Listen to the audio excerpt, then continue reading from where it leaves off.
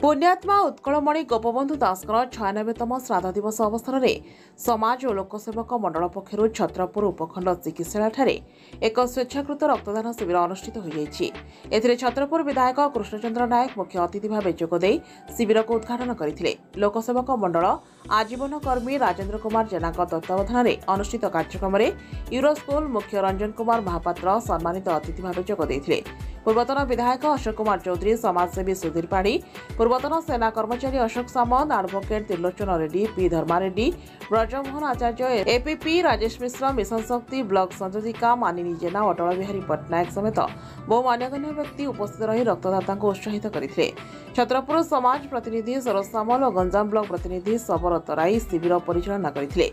एमकेसीसी medical रक्तभंडार doctor और कर्मचारी रक्त संग्रह करते। छत्रपुर गंजाम प्रेस क्लब कर्मकर्ता और सदस्य समेत समाज ब्रह्मपुर संस्करण ब्यूरो मुख्य जानकीकांत पट्टनायक, सहसंपादक विश्वजीत साहू, ब्रह्मपुर प्रतिनिधि विनोद प्रधान, महिला समाजसेवी विष्णुप्रिया प्रधान, उषाराणी बेहेरा, वनिता प्रधान, अनिता दास सहयोग करते। गोपबंधु दास जो व्यक्तित्व थे ओडिशा रे आउ जो समाज तांके जो तैयार करथिले पेपर न्यूज पेपर ओडिशा रे जते भी पेपर प्रेस मीडिया रचनी समाज रो रोलडा अन्यतम आउ समाज रो जो रक्तदान टाइप रो विभिन्न सामाजिक क्षेत्र रे समानकर बहुत अवदान अछि। शिक्षा क्षेत्र रे समाने गरीब पिला को स्कॉलरशिप दियंती, सांस्कृतिक क्षेत्र रे ओडिशा रे गुड़ाए रचना डिबेट कंपटीशन करांती। सेमिति तन्मध्यरु रक्तदान एक महत्वपूर्ण कार्य। रक्तदान द्वारा जेमिति हमर राजयना कहले खरा दिने ब्लड स्कार्सिटी बहुत थाए, से समय रे एडा कले लोकन को सहाय्य बोली करा जाए। तेणु ए टाइप रो कार्यक्रम समाज रो अतुलनीय।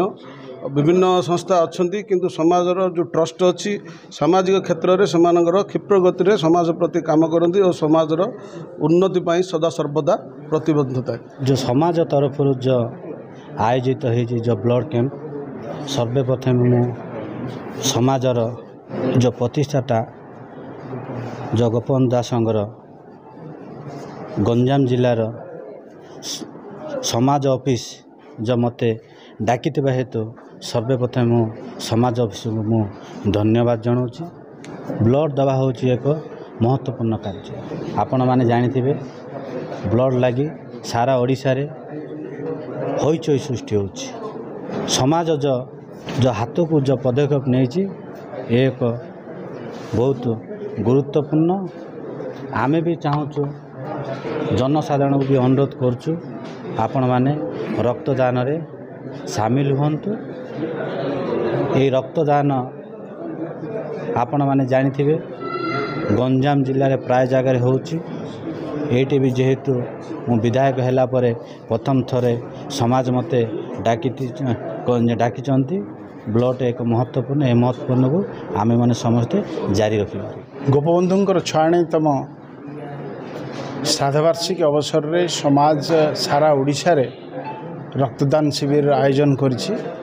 कारण खरा दिने सबु बेले ब्लड रो स्कार्सिटी पड़े, एते ब्लड अभाव हो जाए जे रोगी मानक पई ब्लड दबा पई बहुत असुविधा पड़ती। ब्लड बैंक मान ब्लड बैंक पाखरे डोनर नहले ब्लड बैंक रु वॉलंटरली ब्लड दबा पई से माने परिस्थिति रे रहु नांती।